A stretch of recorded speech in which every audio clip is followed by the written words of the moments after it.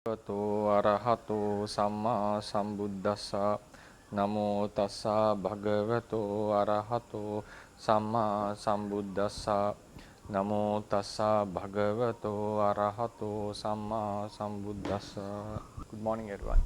Today we are going to discuss another new topic which was listed under the Sankata Paramattas, if you remember.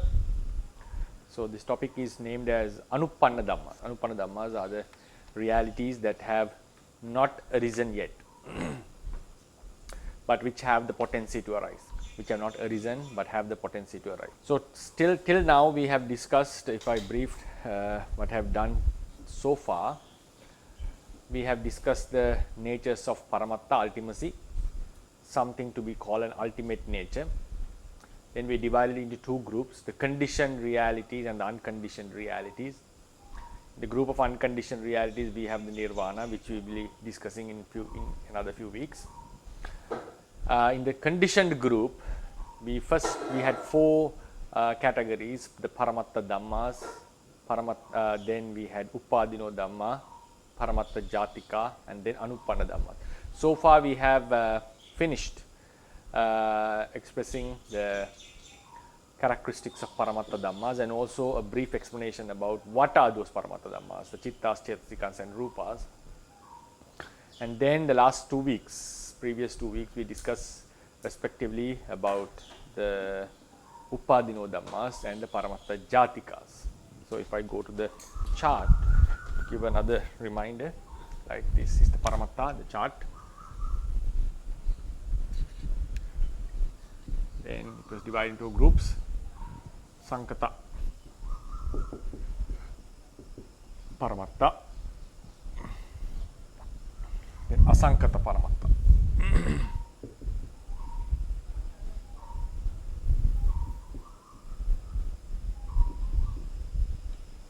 Then this was put into four categories: Paramatta Dhamma,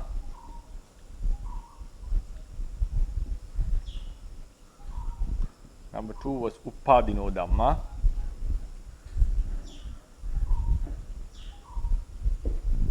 then Paramatta Jatika, finally Anupanna Dhamma. Right, so we told that these are certain stages of some Paramatta Dhammas. Paramata Dhammas, we had 3 groups: Chitta, the consciousness; Cetasika, mental factors; and Rupa. Then Asankata Paramattas are 5-fold, which we'll be discussing in future. Then other than these, we have Panyati. There are a list of few natures in between, which we'll be also discussing in recent future. So till now we have discussed about the natures of Paramatta. Then we discussed about the natures of Sankata and Asankata. Sankata Paramatta are the realities that need the support of another reality for their existence. Asankata Paramattas do not need such a support. Then under the Paramatta group, Sankata Paramatta group, we have four categories. Out of them, the most prominent is the Paramatta Dhammas, the realities that have arisen, that has the nature of arising together with some other realities. So then all these Paramattas can be verified in terms of 4 functions: can be known intrinsically, some can be abandoned, some can be attained, and some can be developed. Then out of the Paramata Dhammas, then we discussed the characteristic of Paramata Dhammas in detail. Then what were the Upadino Dhammas? Upadino Dhammas are the resultant mentalities and materiality that are supposed to arise. As the karma. Their karma has gained an opportunity. After the karma gained the opportunity, the resultant consciousness, mental factors, and the matter are considered as existing prior to their real coming into existence. Prior to their arising, they are still considered existing by the Buddha. So they were called the Uppadino Dhammas. Then the Paramata Jatika were some potencies that we find within ourselves, like the potency for defilements, the potency of the karma to give a result. So such kind of natures were called Paramata Jatikas. They have not arisen as separate entities, but they remain as a potency, a possibility for the arising. So now today we are going to focus about this Paramata. So we have discussed all these in brief. Then today we are going to discuss about Anupanna Dhammas. Anupanna Dhammas are the non-arisen reality, the realities that have not arisen yet, but has the possibility of arising. So could arise, realities that could arise if the conditions prevail. So if we look into the chart, we also find that Uppadino Dhammas and Paramata Jatikas also have such characteristics, because Uppadino Dhamma are the realities that have not arisen yet, but the karma has gained the opportunity. Its karma has gained the opportunity. So they are also realities that are supposed to arise, that are bound to arise. They are very close to arise, but still they haven't arisen yet. So therefore, these Uppadino Dhammas can also be called Anupanna Dhammas. Then about the Paramata Jatikas. Paramata Jatikas are just potencies, but still they have a possibility of arising as Paramata Dhammas, as separate entities. The lobha, the latent craving, arises as a mental factor. So we don't distinguish this as two different layers, two different realities. So it is the same lobha which remained as a latent force, arose as a mental factor. So therefore, considering about their arising, the nature of their arising, since that mental factor, the lobha mental factor has not arisen yet, that lobha can be considered as a non-arisen reality. Therefore, even Paramata Jatikas can be put into this Anupanna group. Paramata Jatikas can be put into Anupanna groups. Especially these defilements, the Paramata Jatika level ones, when we talk about the uneradicated defilements, we have three possible explanations. Anupanna defilements, the defilements that have not arisen yet. Uppanna defilements, the defilements that are possible to arise, the potency to arise. Then the Anusaya defilements, the defilements that follows our mind stream seeking for an opportunity to arise. So we have three explanations about the uneradicated defilements within the literature. So they also fall, they can also be integrated with this Anupanna term. So the Anupanna Dhammas are the larger group. Uppadino Dhammas and Paramata Jatikas can also fit into them, but it is that Anupannas do have some other realities also. It is not only consisted with these two groups. It may also have whatever reality that has not arisen, and has the possibility of arising, that could arise, would fall into this group, Anupanna Dhamma, the realities that have not arisen. And what is the speciality of this group, of these realities? Because when we are talking about a liberation, when you are talking about freedom from the suffering, the freedom we get, from what sort of suffering do we get freed? From what sort of suffering do we seek for a liberation? That is from the Anupanna suffering, the suffering that has not arisen yet. So that's very important.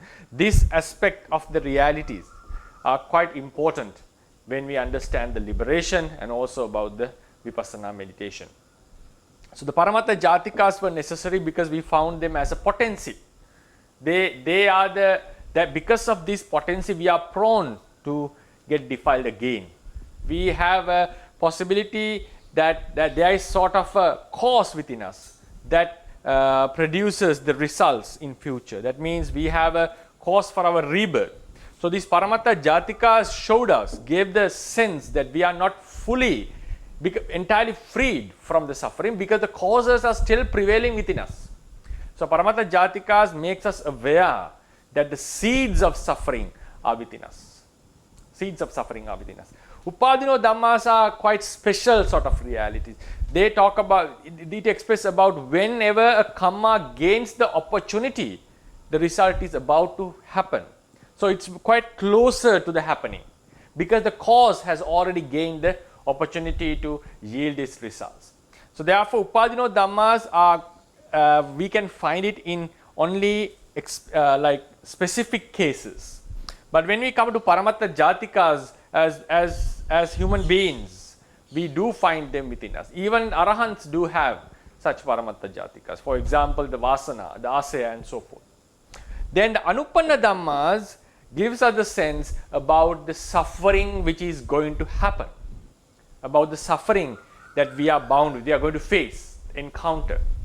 So the release from the suffering, the liberation from the suffering is from these realities. What are these realities? Non-arisen realities. Non-arisen realities.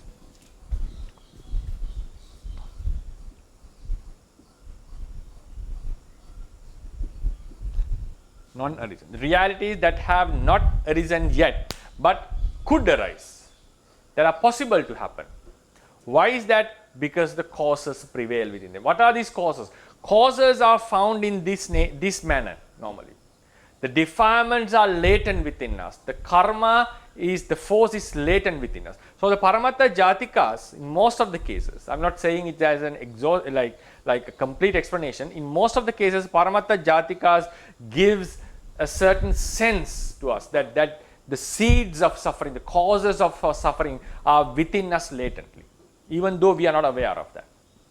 Then the Anupanna Dhammas gives us the sense that we are bound to experience lots of suffering if the causes still remains within us. So it's another kind of that we can look into our life. Now Paramata Dhammas are the things that we experience in our life. And then the Paramata Jatikas are the causes for the continuation of our suffering. I'm not saying that all Paramata Jatikas are causes. The causes of our suffering are categorized under Paramata Jatikas. So when we study the Paramata Jatikas, especially the karma force and the latent defilements, we find that these causes are within us. Then Anupanna Dhammas are what is going to happen due to these. If the causes remain uneradicated, what are the suffering realities that are going to happen? So we are going to have a discussion or explanation about these Anupanna Dhammas, and also at the end of the lecture we shall be discussing how relevant this aspect to our day-to-day life, especially in the Buddhist practice. And then we'll go to the normal diagram that we had. So now we'll go into the diagram. This is the birth. So the Chitta Chetasikas arise and pass away, our normal diagram. So then we consider this is the moment, present moment. So then this Chitta would pass away, Chitta Chetasikas, and some would continue to happen with the death. Then if the latent forces remain, what are the latent forces? Kamma, then Avijja, and Tanha. So when the support is given, they produce some results.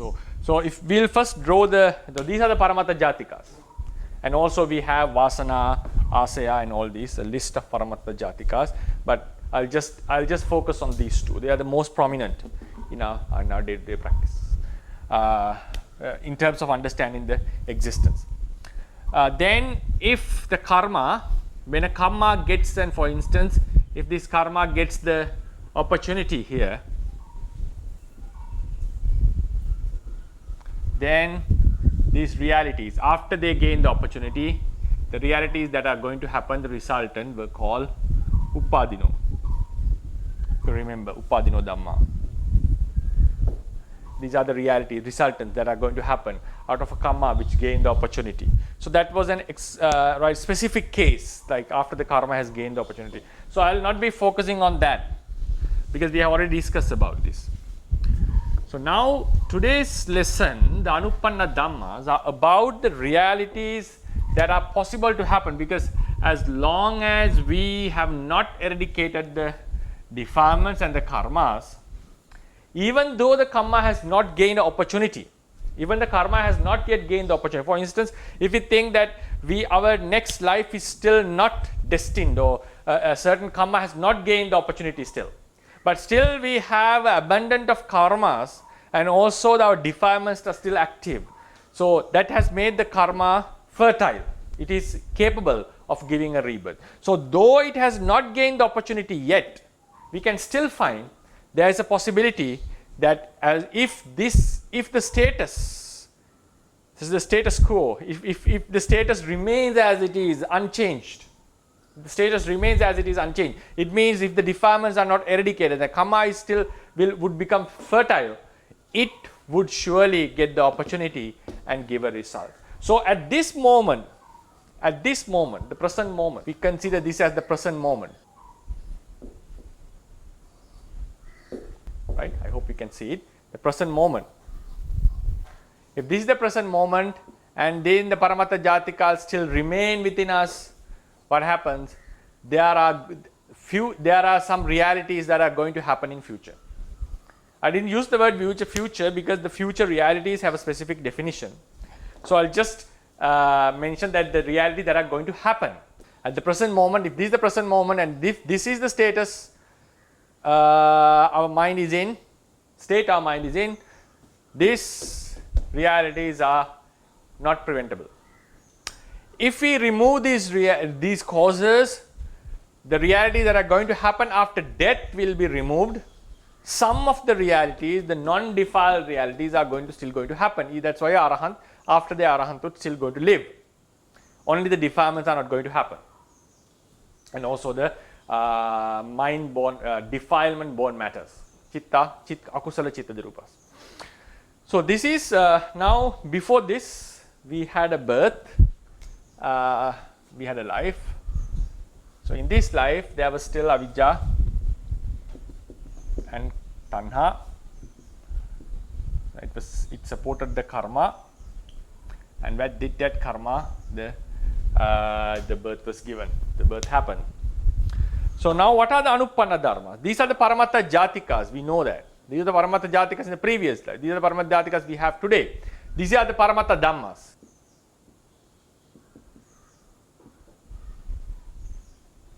These are the Paramata Dhammas. Then these are the Paramata Jatikas.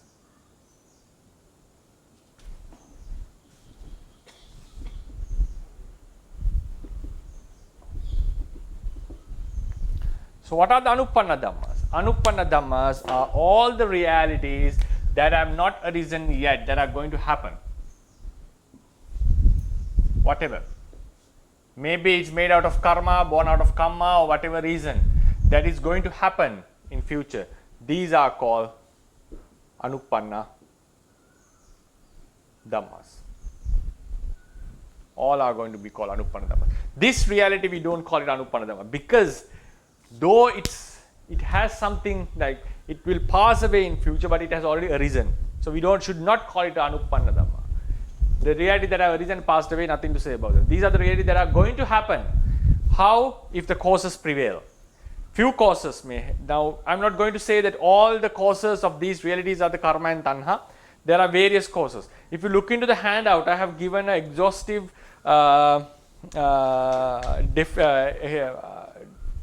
categorization, like list of Anupanna Dhammas. We can categorize them in some other order. So this is one order that I followed to get more clarity. So I'm not going to explain them in detail because it would only lead to some confusion if the listeners are not aware of the realities very well. So but I have given a list for the ones who are interested in further studies and also to go into the depths of the teachings. So these are the Anupanna realities. So whatever reality that has not happened yet but is possible to happen is called a Anupanna Dhamma, Anupanna reality, non-arisen reality. So now we see the Upadino Dhammas were taken out of the diagram. These are the Paramata Dhammas, these are the Paramata Jatikas, and these are the Anupanna Dhammas. In a future lesson, most probably the next or the next lesson, I will change the diagram slightly when the Anagata realities comes into account. So this diagram will slightly change. This diagram I took, this categorizing naming was made for the easiness, because in future the naming would be slightly different when the present, past, future realities are put into this diagram. At that time, the Anupanna Dhammas would come below. So what is the speciality of these Anupanna Dhammas? How do we find this? This main sutta, the very prominent sutta that we find about these Anupanna realities, existing realities, is the Nakasika Sutta. Nakasika Sutta. According to the Nakasika Sutta, Buddha took a lump of soil onto his nail and asked the monks, what is more larger, the soil on the entire earth or the soil remaining nail? The monk said that it is not something to be compared. It is obvious that the soil on the earth is much in terms of the quantity is much larger or higher than what is on the nail. So then the Buddha mentions, now this should be compared with the remnant and the eradicated suffering of a Sotapanna person, a person who has entered the first noble path, who has become the noble being for the first time. So a Sotapanna, the remnant suffering that he has to encounter within the 7 lives in the samsara are like the soil on his nail when compared to the suffering he has eradicated, which is similar to the soil on the entire earth. So Sotapanna is freed from suffering, a mass of suffering that cannot be compared to what he has, compared to the suffering that he is supposed to encounter in the recent lives. In that very life and also in the recent life, still he attained the higher paths and fruition and also the Parinibbana. So therefore, in that sutra, he mentions about the suffering, 2 types of suffering. The suffering which has been the Sotapanna has overcome, the suffering that he has gone beyond, and the remnant suffering. So what are these 2 types of suffering? The suffering that he eradicated and suffering that is remaining to him are mainly the suffering that is going to happen. So when he says he is freed from a suffering that is similar to the soil on the earth, while the remnant suffering is like the soil on his nail, he is referring to the suffering that is going to happen in future. It's not a suffering that has already happened. It's not about the suffering within this very life even. He's talking about the suffering that he would have encountered unless he didn't become a Sotapanna. If not, he became a Sotapanna, the suffering that he is going to encounter was considered as suffering. So this idea amounts to these statements amount to the idea that Buddha, about the suffering that is about the reality that is going to happen, if the conditions prevail, certain realities are going to happen. Those realities prior to their existence, prior to their happening, prior to their arising, are considered as existing. They are not considered as not existing. They are not considered as not existing. So to our present mindset, I think the way we have got educated, something that is future, something that has not arisen yet, we do not tend to consider it as something that exists. It is something that has not arisen yet. But according to the Buddha's philosophy, it seems, it's very clear that the Buddha has considered the realities that are going to happen due to the prevailing of certain causes. He has considered it as something existing. Not in the sense of a reality that has arisen, but because the beings are bound with them. Those realities are going to happen. Because why the reason? The causes are prevailing. So as long as the causes are prevailing, the realities that are going to happen are considered existing prior to their arising. I'll repeat the statement again. As long as the causes prevail, causes are found, the effects, the realities which has not arisen yet are considered existing prior to their arising, before their arising. So this is the main philosophical idea behind this the classification of Anupanna realities. It may seem something weird, but when we deeply think about this point, because now if you think like if someone has to face a trial in his life, like go to the courts and face all the troubles, if someone has sued us or made a filed a case against us, so at that time we know that we are going to have some problems in recent few days. It may happen or it may not, but there is a possibility that we know, our mind can sense that we are not free as before, because we have to go to the courts and face some problems. So there will be some unpleasant incidents which are going to happen in the courts. So we know that it's going to be something effortful. So because when this suffering, this is something which is called the suffering which is going to happen, which we are going to encounter in recent future. So we know, we can feel that we are not free as before. So this suffering which is going to happen, which is about to arise, which we are supposed to encounter, do exist in some nature. Do exist means it's not something unreal. Someone can argue if he doesn't know, if he doesn't know, even if he doesn't know, still he knows that he's not fully freed from that suffering. For instance, someone is diagnosed with a cancer to die in few days or few weeks or few months. The doctor may not say it to the patient. He may first say it to one of his beloved or trustful people. So now after a few days or when he's close to the death, maybe they will tell him, or sometimes they may not tell him. So he or she is not aware about her recent death, that which is going to happen, about to happen. But so she or he may be okay about it, but the others do know that she is not freed from the suffering, and suffering is going to befall upon him or her very quickly.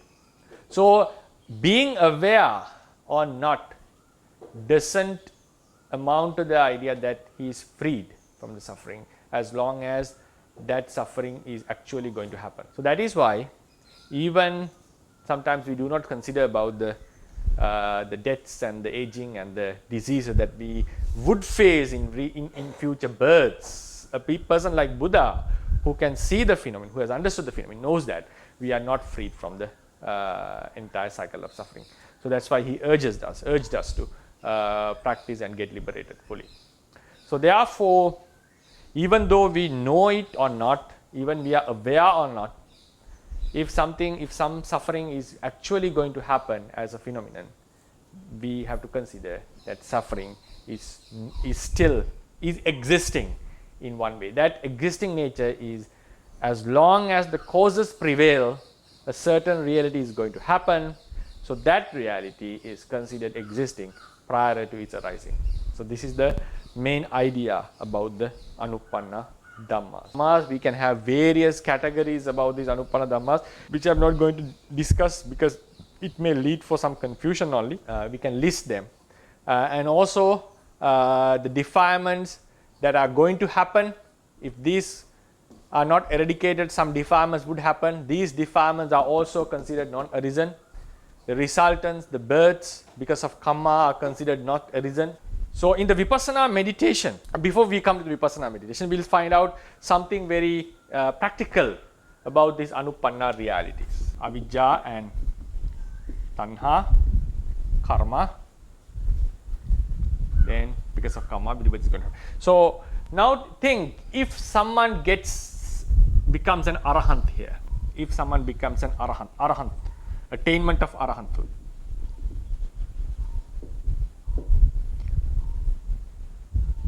Arahanthood, talking about the Magga and Phala. If at this moment, if someone attains the arahanthood, what happens is, that moment, his avijja and tanha would be fully removed, and karma loses its ability to give a rebirth. So at that very moment, we do get liberated. From what? From what do we get liberated? Because at that moment, a very pure consciousness arises and eradicate the latent defilements. At that time, the mind is not occupied with defilements, but it removes the latent potencies for the akusala. Together with that removal, and also the making the karma infertile, what happens? We become freed from all the suffering that we were supposed to encounter if this was not removed. If this was not removed, there was lots of suffering that was going to happen. We become freed from all those sufferings. So the liberation means not about something which has arisen. Liberation is not from something which has arisen. It is from something which has not arisen yet. So even in the aspect of nirvana, even in the aspect of attainment, this liberation we get, the liberation is found from the suffering that has not arisen yet. It's not the suffering that has already arisen. That is a very important aspect that we need to consider. In this sense, in this regard, that is mainly from the suffering after this death even. Because there are some anupanna, non-arisen reality that are going to happen within this life till he lives, till Arahant lives. He gets liberated from the suffering that was going to happen after death. Because he cannot get freed from this particular death of this very life. He is getting released from the death from future countless lives. So therefore, in terms of nirvana also, anupanna dhammas, the suffering that we get released are the anupanna dhammas. At the level of udyabhaya jnana, the rising and falling, the wisdom of rising and falling is mainly tenfold. There are 5 types of rising and 5 types of passing aways. The momentary arising and passing, or the coming from non-existent to existent and going into non-existent from existence, is just 2 aspects. So others are mainly about the continuation of suffering. So at the level of Udyabhaya Jnana, if we practice according to the Theravada tradition, we find that there is a level that the yogi understands, as long as the tanha and avidya and karma prevails, that we are not freed from this suffering. That is the moment the yogi really gets the feeling of the non-arisen suffering and also the nature of a liberation. The nature of the liberation. Sometimes otherwise yogis may think that while they are meditating, they are seeking for an object called nirvana. Just looking into it, the defilements would be eradicated. This kind of, if we are seeking in such a manner, the liberation is never going to happen according to Theravada tradition. That can be guaranteed. That is surely guaranteed. If we are seeking just for an object, like a nirvana, while we are meditating, observing the sankharas, we see an object called nirvana and the defilements will be removed. A yogi would never attain the nirvana because the real dispassion has not happened.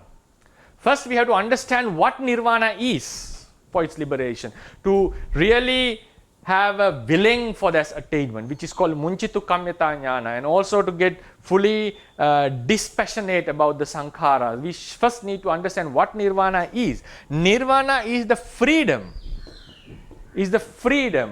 from the suffering that was going to happen. So how do we understand it as a freedom? First, we have to know the suffering which is going to happen. We should have a sense about it.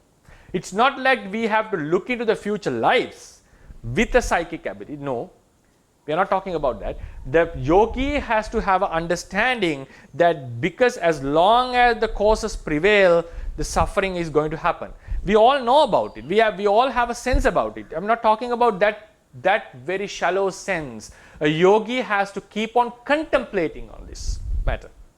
When he keeps on contemplating based on his understanding about the nama and rupa, that time he or she starts to feel the suffering that is going to happen, that he understands that he is not freed from that suffering. So that understanding about the future suffering, I may use the word future, but for the easiness of understanding, but it's not proper to use the word future. So the future suffering, the suffering which is going to happen, the yogi has to sense it.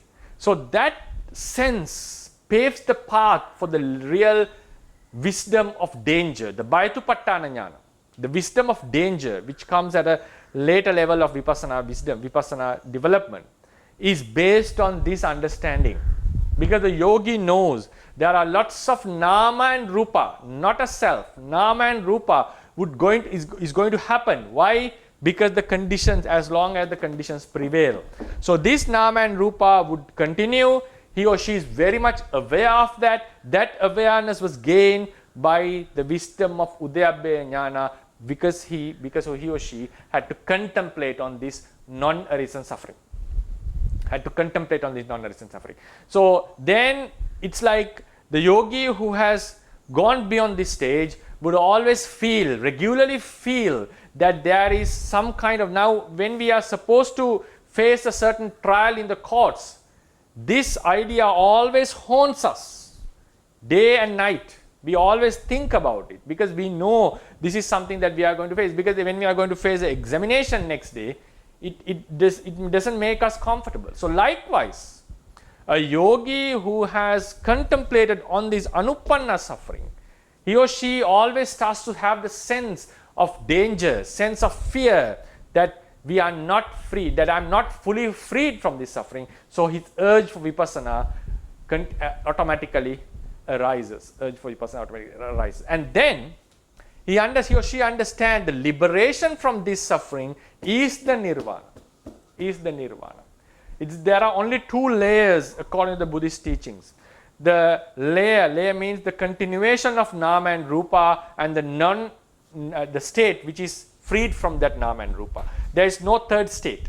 So when, likewise I explained in the first lecture, so when the continuation, if we consider this is the nama rupa of this life and these are the nama rupas of the lives that are going to happen, when someone attains arahanthood, these nama rupas would cease, and what would get manifested, what remains is the peaceful state, the nirvana. So that nirvana is the absence of the non-arisen suffering. So that understanding is necessary. Now, when this is completely opposite of the Sankata realities. So only when this understanding is there, a yogi gets the real dispassion towards the sankhara.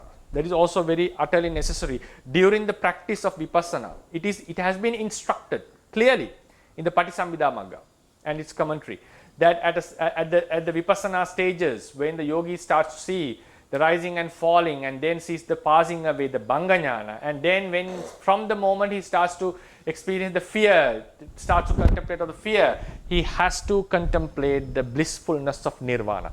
So blissfulness of nirvana, because he has not seen the nirvana yet, this idea about the nirvana, because he knows that there is a non-arisen suffering, and the liberation from that suffering is the nirvana, and he has to contemplate the benefits of that attainment. The reason is, now if you think about something logically, now we know at the moment of attainment, eradication of suffering. Now I'm going to talk about something logic, why this understanding is necessary.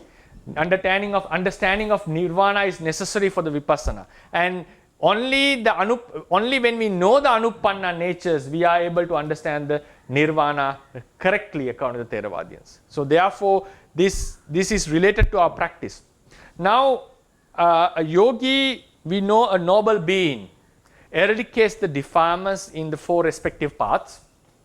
We also know something based on the literature, that those path consciousness, noble paths, have nirvana as their object. If someone asks a question, argues, is it always necessary that the Magga Chitta observes nirvana for their eradication of defilements? Can't the Magga Chittas, the path consciousness, observe a sankhara, conditioned reality, instead of the unconditioned reality? Can't it observe the conditioned reality and still eradicate the defilements? The answer is no. It's not going to happen. Why is that? Only when a yogi have a direct experience about the unconditioned state, the defilement, the ignorance about the conditioned states would be removed.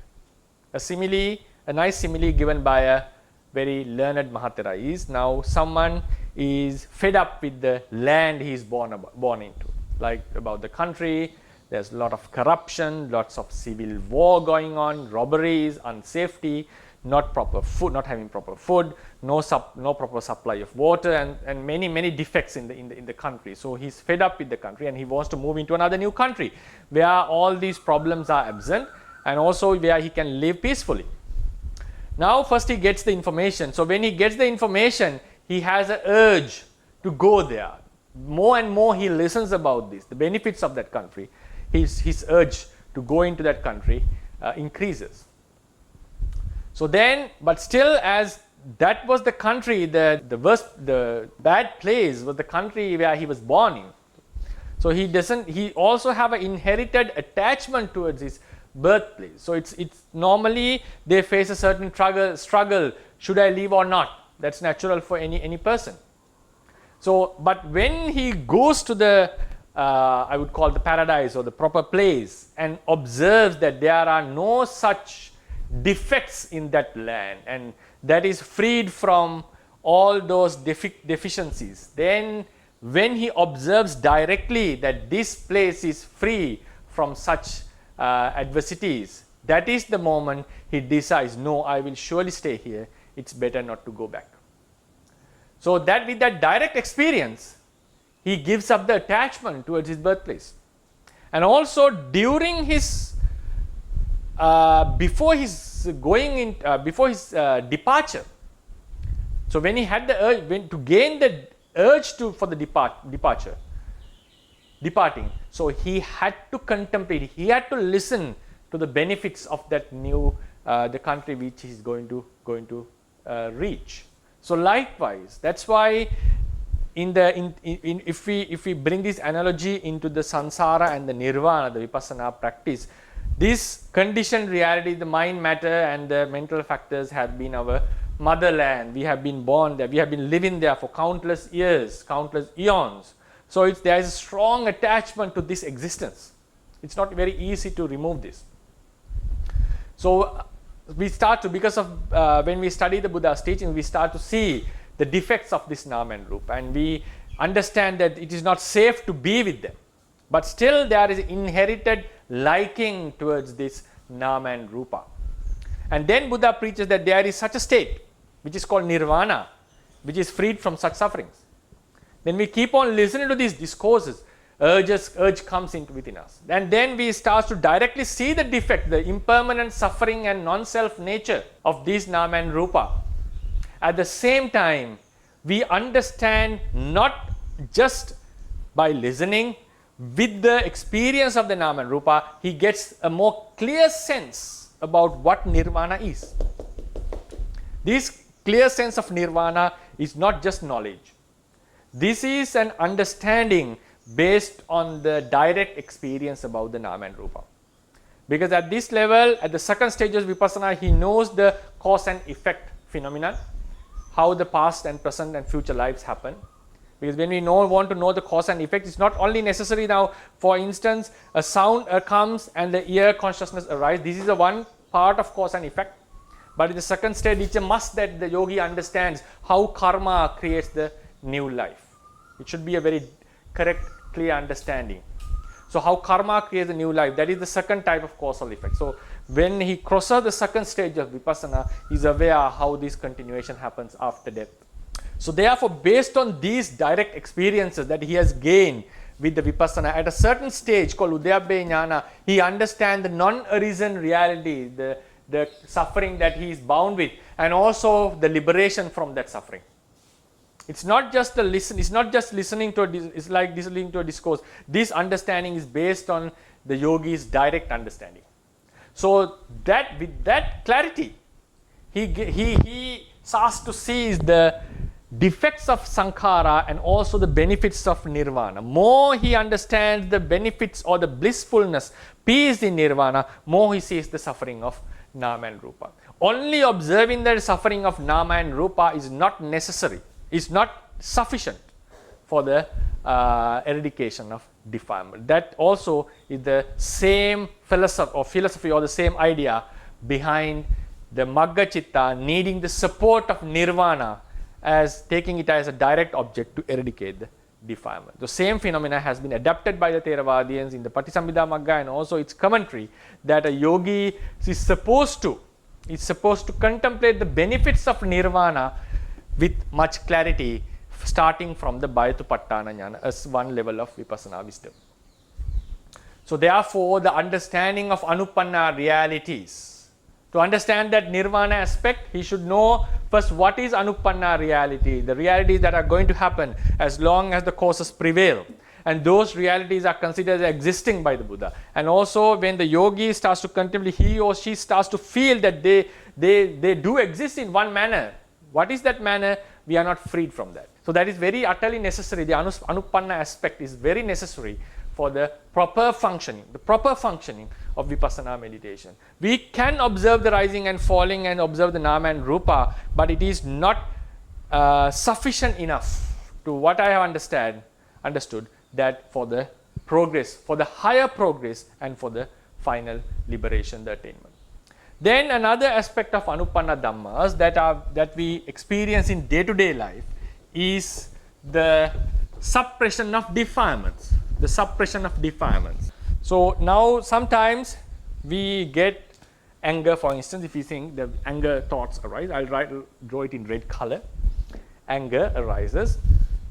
Now if we are here, for instance, we are here, anger is going. Now it shows that if we don't have the wise attention, anger is going to continue.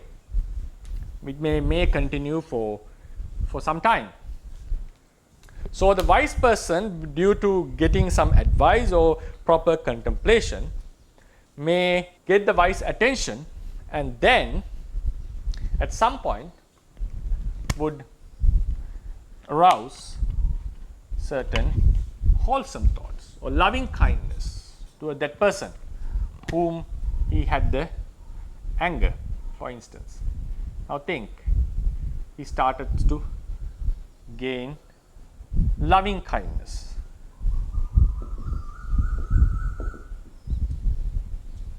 This is anger.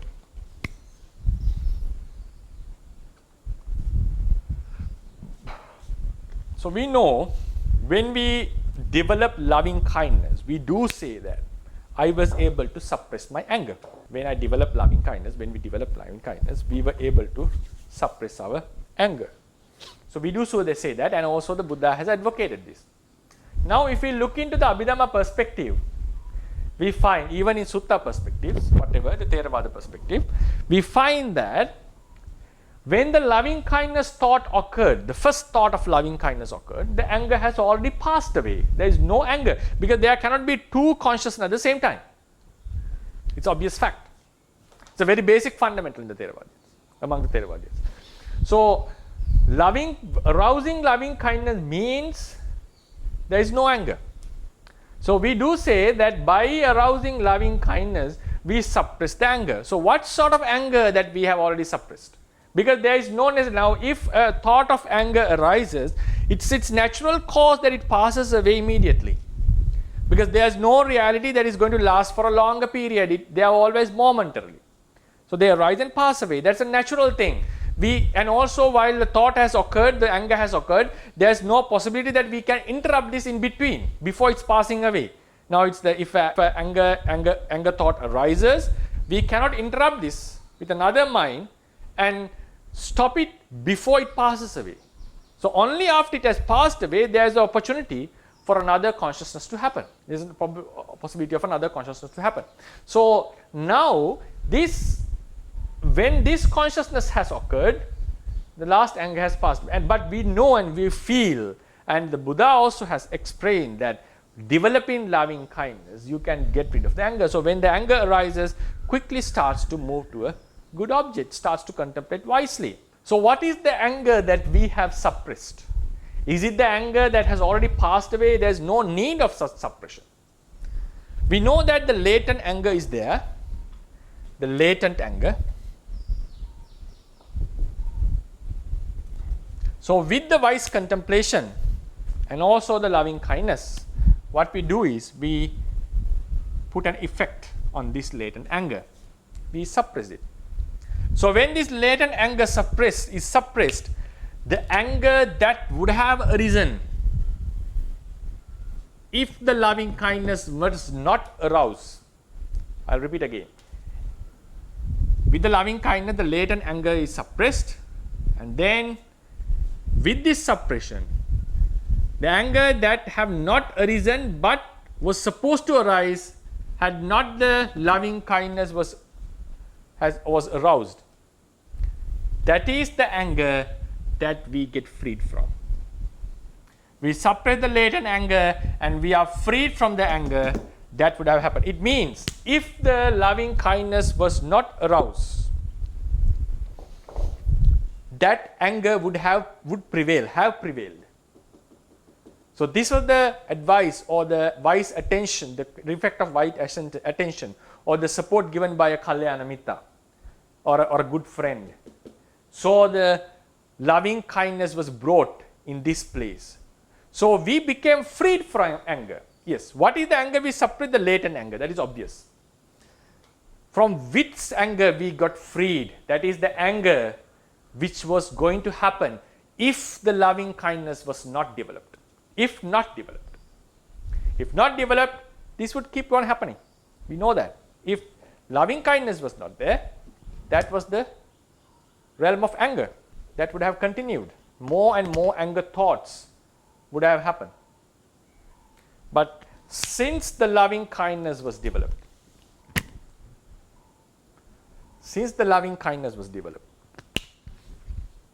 the anger, because at this moment, if you focus on this moment, that anger has not arisen. It's not that we get rid of the anger that has arisen. The anger that has not arisen was supposed to happen.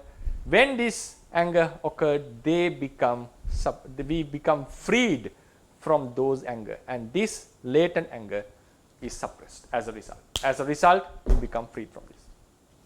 So therefore, even in day-to-day life, when we suppress our defilements, maybe the fear, anger or attachment, whatever it is. Another nice example, someone is walking in night towards some place, and a pole in the night time, the pole got manifested as a demon from far away. So the person was shocked or afraid, and he was not bold enough to walk by, because he thought that's a demon who is waiting to kill him. So he treads forward few steps and retards back and goes forth and comes back, and he was struggling to move from that place. So the fear was arising within him. It was going down again. It starts to arise. So he was in a struggle whether I should pass by this suspected demon. So fortunately, someone passed by with a torch in his hand. So with that light, he saw that it's not a demon but just a mere pole. So with this understanding, with this vision, the fear completely was removed, completely got vanished. So what was the fear he got freed from? Because when he is observing the light, there was no fear in it, because only the eye consciousness happened. So the fear which constantly threatened him or frightened him was a momentary thing. It arises, passes away. Again a fear arises, passes away. It happens in generation. So when he is observing the light, there was no fear in his mind in terms of momentary mind moments. So with the understanding what happens, the fear is not going to happen again. So he got freed from the fear that would have arisen if the person had not walked by with a torch. So therefore, the liberation explained in the Buddhist teachings is always related to these non-arisen realities, anupanna realities. We cannot get liberated from a suffering that has already happened. Happen means occurred, have arisen. For instance, another example, we have a sickness. So our body is suffering with pain. So pain is momentarily. So it is momentary, it arises, passes away, arises and passes away. We know that it may remain for few months or few weeks or few days. It may torture us. But now the doctor predicts that if you don't take the medicine, you are going to suffer for few weeks. So taking the advice, I took my pills, took the medicine. So what happens? When the medicine started to get activated within my body, it starts to show its effects. So pain has arisen, and still now the pain was momentary, it kept on arising and passing away, but it kept on in a generation, and that generation is predicted to continue for 1 week if the medicine is not taken. So when the medicine was taken, the causes were removed, I got released from the pain. From which pain I got released? Is it the last pain which before the medicine showed its effect, the last pain arose and passed away? Did I got released from that medicine because then the medicine showed its effect? No. I do not need to get released from that because that pain I already experienced. A suffering that has already been experienced, we cannot get rid of the suffering. That is a suffering that vanished having experienced. So it's not a liberation. It's the nature of the world that something we experience naturally passes away. So it passed away. Now the medicine effects, pain is not going to happen anymore. So we got liberated. We know that we got liberated. From which suffering did we get liberated? That is the suffering which was going to happen unless the medicine was. So therefore, the aspect of Anupanna Dhammas are very prominent, important in the Buddhist teachings, understanding the Buddhist teachings correctly. And also we understand it's very relevant to our practice, and also it gives us widens our scope about our day-to-day practice, and also about the Vipassana practice, and especially understanding the Nirvana. So this will be the lecture. So by attaining certain, I think I have covered almost everything which was written in the handout. So these Anupanna realities, we do not call them Anagata, because when considering about their potency, we just call them Anupanna realities. So next week I'll be discussing about some overall idea about these three types of natures: Upadino Dhamma, Paramata Jatika, Anupanna Dhamma. Because these for most of the listeners, they may be new terminology. So I'll be discussing some characteristics shared by all these three types of realities, and also have some explanation about the future realities, how the future realities fit into this category.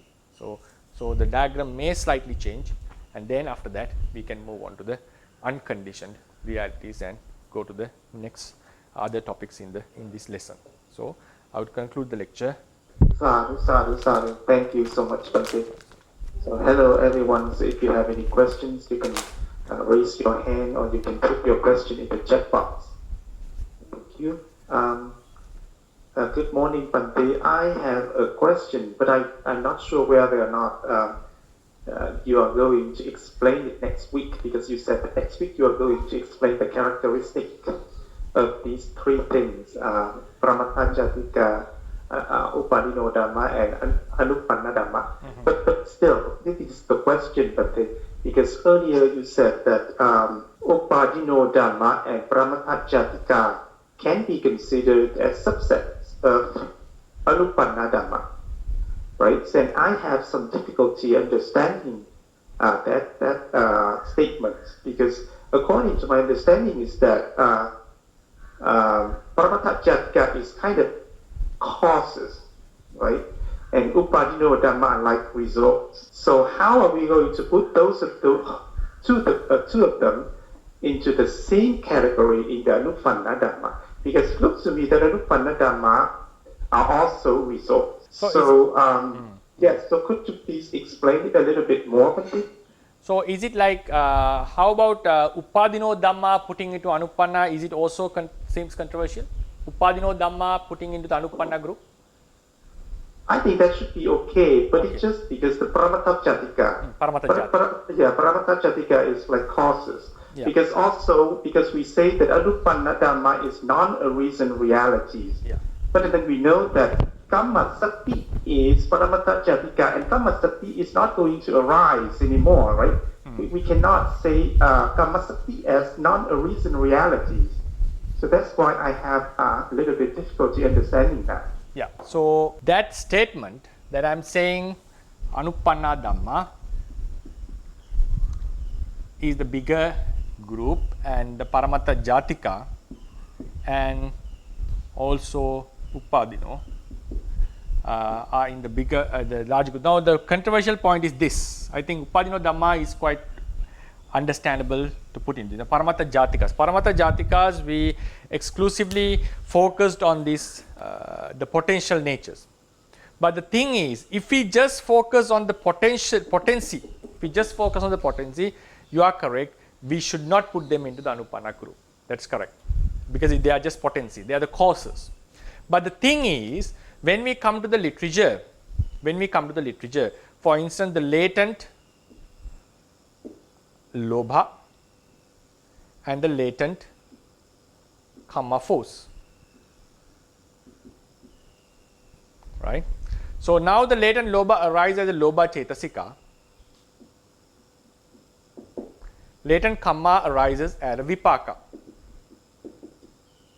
right, as a vipaka. Now here, if we focus on this, we also know that we are not going to separate them as two separate realities. So we also mentioned that it is the same latent lobha which arose as a chetasika, so we take them as one thing. So then when we call something this as a Paramata Jatika,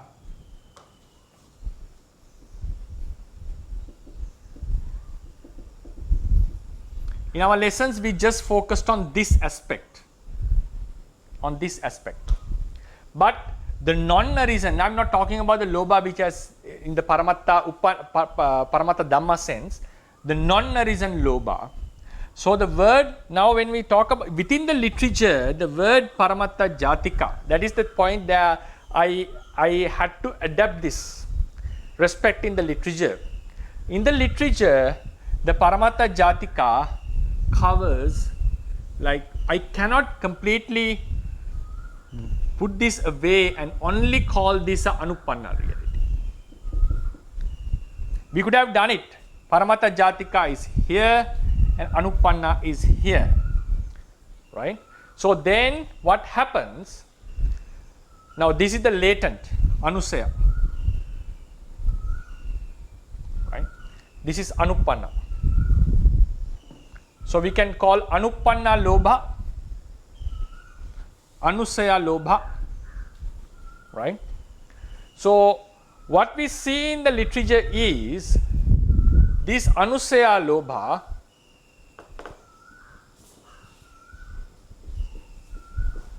and the Anupanna Lobha have been made same within the literature. So that is why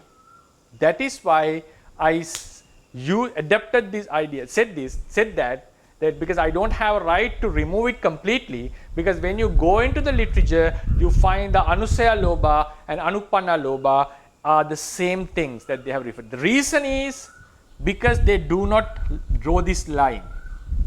In the lectures, I did draw the line and explain them separately for the easiness. I separated them and said Paramata Jatika, the latent force, not the recent force, for the easiness of understanding. But when I put them into a broader category, when I go into the literature, to face the literature, I do encounter a problem that if I draw this line and say this is only Paramata Jatika and this is only Anupanna, because in the literature we find Anusaya Lobha and Anupanna Lobha have been mentioned as identical.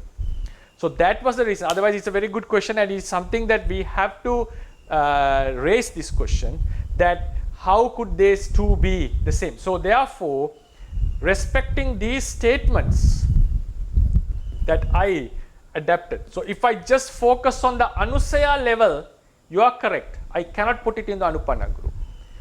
Focusing on this Anupanna Lobha aspect, as in the literature they have been mentioned identical, I adapted this Paramata Jatika. So we can say if we focus only on the latent Paramata Jatika, it should go apart from the Anupanna group. Then we go into the Kamma, this Kamma. So we normally say that is also that can lead to another long discussion, which I'll also not be able to explain completely. According to the literature, Kamma has 4 stages. Kamma, then the Kamma Sati. Kamma Sati is Kamma Samangita, we normally say. Then Upattana Samangita. Then the Vipaka. So these are the 4 stages.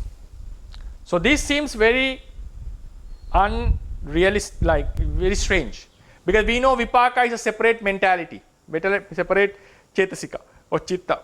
Kamma is a separate Chitta. We know this is Kusala or Akusala. This is Vipaka. This is separate Chitta. We count them as separate reality. But according to the commentaries, it is the 4th stage of karma. It was not taken as a completely separate reality. It is not taken as a completely separate reality. Though we count Vipaka Chittas as 36, we go into the literature, we find they are another stage or stage of the karma itself. It's the 4th stage of karma. It's not a new outcome of the karma. It's a stage of the karma. So that's why, respecting these kind of usages, that I said that Anupanna Dhamma covers the entire range. So I'll try to give more details or explanation about this in the next lecture when we are talking about this. I'll come to that point. As you said, I wanted to give the answer because we can have a discussion in 2 stages. So this will be the answer that I would like to offer at this moment, a brief one.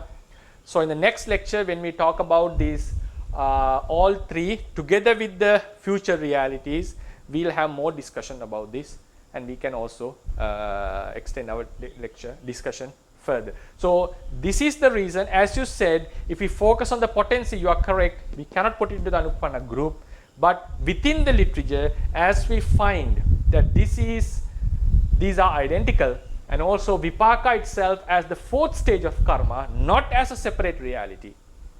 So that's why I adapted this, said that this is a subsect of Anupanna Dhamma, respecting those information. Thank you so much, Bhante. Yeah, of course, I would love to hear more about this, because it's going to be it takes some time to digest, because then according to you said, the Vipaka is like a different stage of karma. And it is, yeah. Okay, thank you so much, Bhante. I have a question. I don't know whether it's really related to this one, but when you were mentioning earlier that angry thoughts, to overcome you have to have loving kindness thoughts. But is it the only reason? Is it the only way that we can overcome angry thoughts? Like, for example, by being just aware of what is happening in you, you can overcome still, right? Is it? Yes, truly. So there are many ways that the defilements can be overcome. So one, the most prominent and the most commonly known is that we developed a completely opposite quality within the mind. If anger comes, we develop loving kindness. If lobha comes, lust comes, we develop the asubha. If the greediness comes, we develop giving, charity. So this is called suppressing the defilements by developing fully opposing wholesome qualities. Then in the other aspect, like it also mentioned in Visuddhimagga, it's not that it's not that the anger cannot be suppressed by asubha. It can be suppressed, but not in the level by loving kindness. So at the same time, lust is mostly suppressed by the asubha bhavana, but it is not that the loving kindness, not that the lust cannot be suppressed by loving kindness. It can be suppressed. So there is no kusala that does not suppress any unwholesome quality. So it's not necessarily that it's always loving kindness for anger. And then, as you said, when you are aware of the anger, it also naturally passes away, because then the wisdom is arose. So we are developing wisdom. We know that this anger, and behind this understanding, there is the understanding that this is not a useful or helpful state. So that understanding surely suppresses defilements. And then we go into the Vitakka Santhana Sutta in Majjhima Nikaya. Buddha has mentioned in some cases, if the defilements does not go away, go and do something else. Just change the object. For example, a monk, if the lust or some unwholesome thoughts are disturbing while meditation, he is supposed to stop the meditation and go do some sweeping of the monastery, or do some sewing of a robe. For a layperson, he or she can start to cook, or start to do some sewing, or start some other work, start to read a book. So with that aspect also, the defilements can be suppressed. This is advice given by the Buddha himself in Visakha Santana.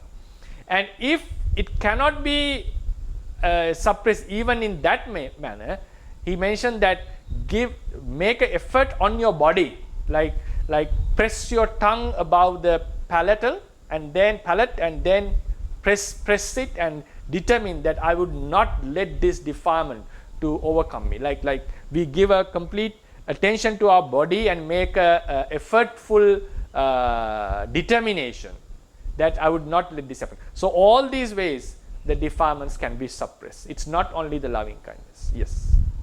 But thank you. And one other thing.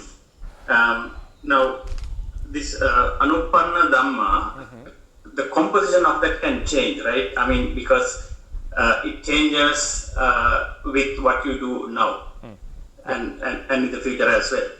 So, how come Buddha knew the what you call the the future lives? I mean, he could predict someone's future life. How can it be done when these things are changing every time at the present moment also? Anupanna dhamma, when it arises as a reality, it becomes a paramata dhamma. The composition may change, as you said. It's perfectly correct. The composition may change. Today, for example, if I keep on continuing in this level, I would end up in this level. But if I change my practice, I may end up in a higher level. If I reduce my practice, I may end up in a lower level. Buddha has already mentioned this in many places. If the Mahadana Setti, the rich merchant, had he practiced, he would have been Arahant. Had he used his time to invest money into his companies, into his made investments, he would have end up being a rich merchant. But now he is a beggar, and he would surely end up in the hells, he mentioned. So likewise, the anupanna dhamma, the compositions surely do change. And then you brought a very like a very, I would call, a sensitive, at the same time profound topic: how to know into the future. If the anupanna dhammas are the possibilities, the probabilities, and the future reality.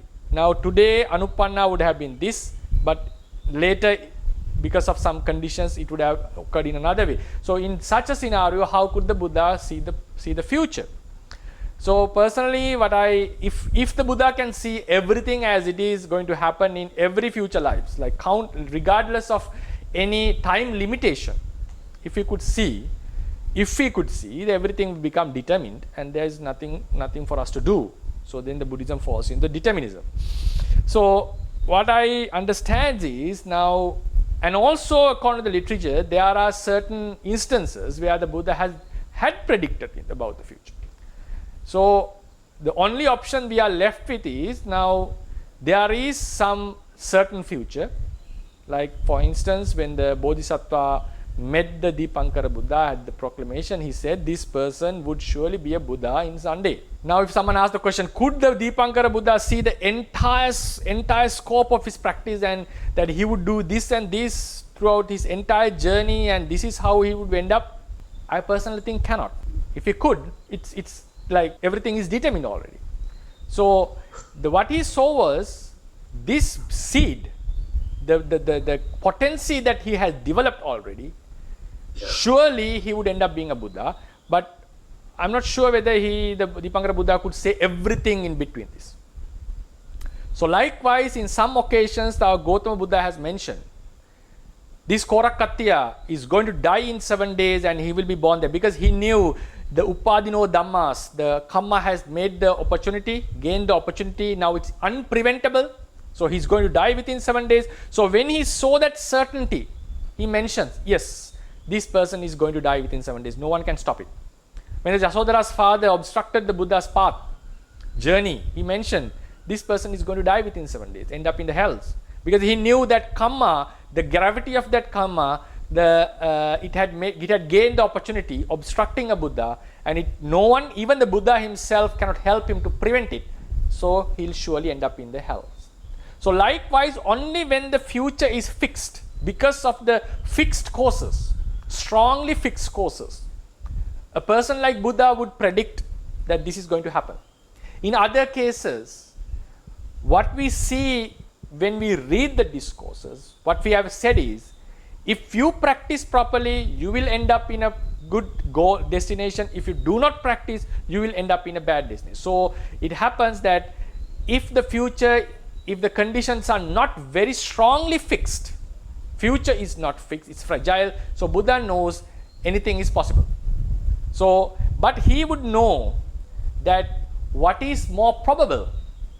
So there is a 60% probability that he would end up being a Sotapanna or Sakadagami, but there is a 20% that he may end up in a Sotapanna, and there is a very less than 5%, still he could end up in a Putujana. So in such a cases, he knows that all the probabilities.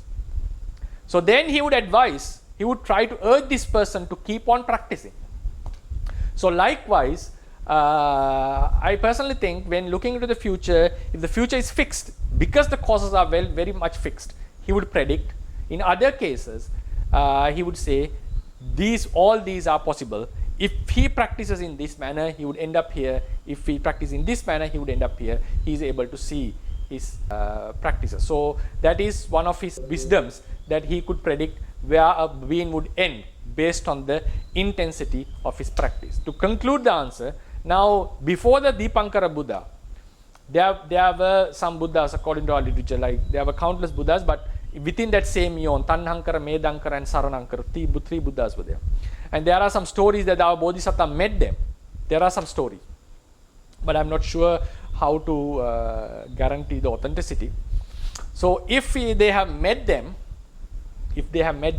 they would also have seen that this is a very special person who has been practicing to become a Buddha for a longer period, because Buddha would never give a prophecy just to a certain being who who just appears from nowhere. He had to have developed practice for the Buddhahood for a longer period. So those previous Buddhas, even though he met them, they knew that there's a very high probability that they would get a prophecy. He would be prophesied by a very recent Buddha, but still there was maybe a 10% or 5%, maybe even a 1% of a possibility that he may get out. So I personally think only when it is surely 100% fixed, a Buddha would predict that this would happen, this and this would happen. So that is how I would explain looking into the future, but this is one of my personal opinions, and I'm not in a hasty to confirm that. So this is how I would explain not falling into the determinism, and also not falling into entire randomism. So that is how would I explain. Okay, Bhante. I think the current trends, I mean, he may be analyzing how strong he is currently, and and then probably he has some kind of a vision to see what's happening in the future. Right? Yeah. Okay. Thank you, Bhante. I also have one question, but I'm sure that you are going to talk about this when we go to the Asankata Dhammas. But because earlier you said that during the course of practice of Vipassana meditation, the yogi has to contemplate on the benefits of the Nibbana. And if I remember correctly, then you said something like, that is the absence of suffering. That is the what that he has to contemplate on. But it looks to me that when we say it is the absence of suffering, then it's kind of panyati, because it's the absence of something. So and then we also know that at this stage the yogi cannot take the real Nibbana yet. So does that mean that he's taking we can say the panyati version of the Nibbana at this time, Pandit? Yeah, now in the question we had two types of panyati, just the mere absence of suffering as a panyati and Nibbana as a panyati, right? So in second panyati aspect, like when the yogi contemplates the benefits of nirvana. It's like when a putujjana contemplates the upasamanusati. At that time, his object is a panyati actually. It's an idea, panyati, about a reality. So Venerable Lady Sayadaw says such panyatis are also very blissful and they are very beneficial. So at that level, as you said, putujjana trying to become a sotapanna would contemplate the benefits of nirvana, taking nirvana as a panyati.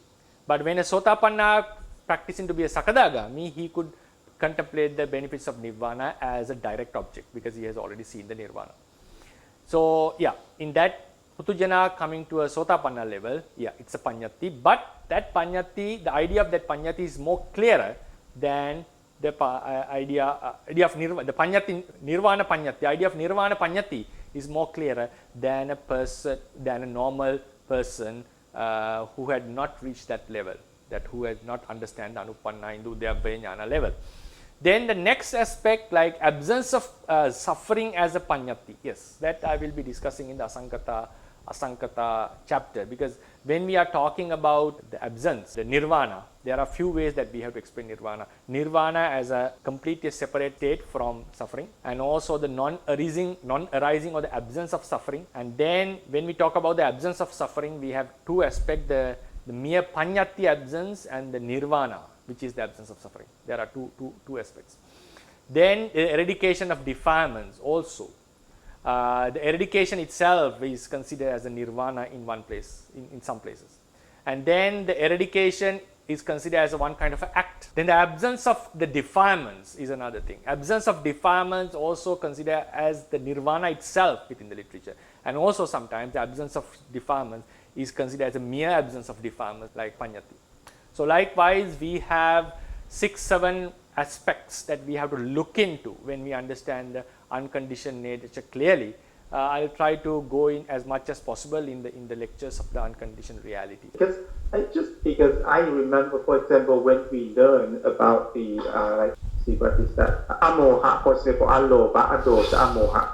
We say that they are the real realities. They are not just the absence of loba, dosa, moha, because the absence is just the panyati. So that's why it is the current understanding that I have right now. Yes. We'll discuss on this matter, because here we start with a sutra Buddha gave, like he advocates only two states, the dukkha and dukkha nirodha. So likewise, we'll try to understand that. I'll try to explain it in the Asankata chapter, Asankata lesson. Okay. Thank you, Bhante. You mentioned earlier, we have to experience nirvana. Something like that. So how do you experience nirvana? I mean, I have some experiences, like for example, when you are in a meditative situation and the peace that you get in your mind, viviccheva, kameya, kusaleya, dhammeya, and all that. So is that the one that you mentioned? Like, how do you experience the bliss of nirvana while in this life? At least momentarily. It's like this. We have 5 types of nirvana according to our literature. So getting rid of some defilements momentarily during our practice is also one kind of a nirvana. We either put it into tadanga nirvana or vishkambana nirvana. So we do understand it as a peace or an unconditioned state. So that the nirvana I was talking here was the nissarana and samucceda nirvana, by attaining which the defilements would not come again. For instance, if by attaining sotapannahood, the sakkaya ditthi is completely removed, the skeptical doubt is removed, they are not going to come again in the entire samsara, as long as he remains in the samsara. So how do we experience the nirvana? That I can only give some theoretical explanations on that. It's like the basic necessity to understand the nirvana is that understanding the anupanna dhammas. So nirvana can be experienced in few ways by different yogis. One is the absence of the suffering that is going to happen. Another way is the absence of the defilements that are going to happen. These are the very basic explanations about nirvana. And then with that understanding, that is the ultimate nature, unconditioned nature.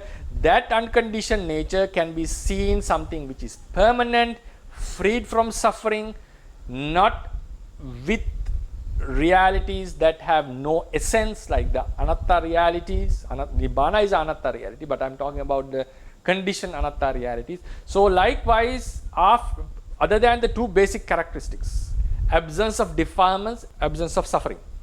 So these are the very basic two characteristics of the real, the great Nibbana, I would call. So beyond that, so for that we have to have an understanding about, first we have to have an understanding, clear understanding about what are the non-arisen defilements and what are the non-arisen suffering. Then as secondary trait, one may understand Nirvana as a permanent thing, Nirvana as something unmixed with suffering, and Nirvana as something not with non-self conditioned realities. So, and also some other, like if we go into the 40 methods of Vipassana, he may see it as a non-disease and so forth. But the basic two characteristics are the non-arisen of absence of suffering, or the non-arising of suffering, or the absence or the non-arising of defilements. So yeah, then when we come into the absence of defilements in our day-to-day life, in the Theravada tradition, we put it into the Vikambana Nirvana or Tadanga Nirvana. That is the peace that we have with our practice.